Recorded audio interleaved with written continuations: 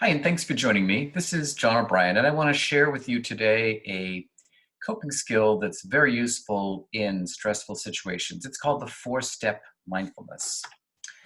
So first, just to make sure we're all on the same page, what is mindfulness? Well, according to mindfulness guru Jon Kabat-Zinn, it's an awareness of our internal or external world.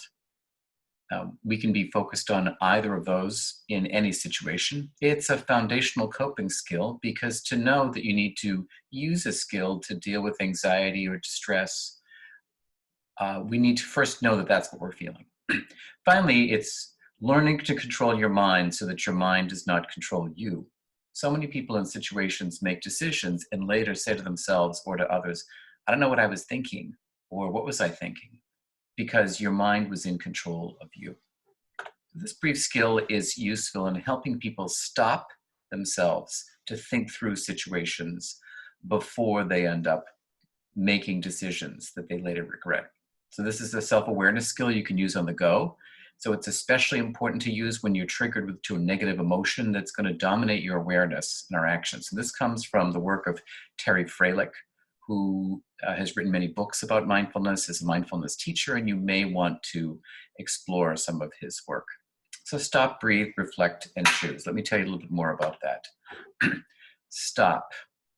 So if you know that there is a negative emotion that's particularly problematic for you, that you may know you have difficulties with anger or irritability, frustrations of some kind, well, you might think about this more in general as just if you have difficulties with stress in your work environment. Recognize the negative emotion or the reactions of stress that you're having in your body as soon as you can, as soon as you start to experience it. Some of us know we get stomach ache, or we get a headache, or we get tension in our shoulders. So try to figure out what those signals are. And as soon as you start to experience it, tell yourself, I need to pay attention right now to what's happening. Next, take a few slow, deep abdominal breaths. Now, many people think that this means they have to go somewhere, lie down, and do what people call abdominal breathing, yoga breathing or something, and say to, especially if they're in a stressful situation, say to everybody around, okay, everybody, I'm going to go off and do some breathing and I'll be back in about 20 minutes. That's not what this is saying. That it's saying that take a few slow, deep abdominal breaths. Be sure they're not chest breaths. Be sure that they're truly deep breaths. Now, I'm doing that rather obviously, but I can also do that very quietly. So it doesn't have to, you can do it actually while you're in the midst of the situation, but take some time to consciously settle yourself, to take the edge off so that the intense emotion either doesn't escalate further or that you keep it from escalating. So ideally, allow yourself to just settle in and relax a little bit. Reflect. Think about what's your old pattern here. What do you usually do when you get irritated, angry, frustrated, whatever the problem emotion is or stress? What's your unhelpful pattern? Do you interrupt people? Do you get really judgmental? Do you get really difficult to be around? So what's your old pattern? And what resources or skills do you have right now? What's your most effective options? What are your most effective options for action?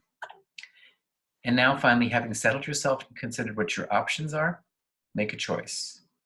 Think about whether you need to act on what's right, or if it's better to act on what's effective in the moment.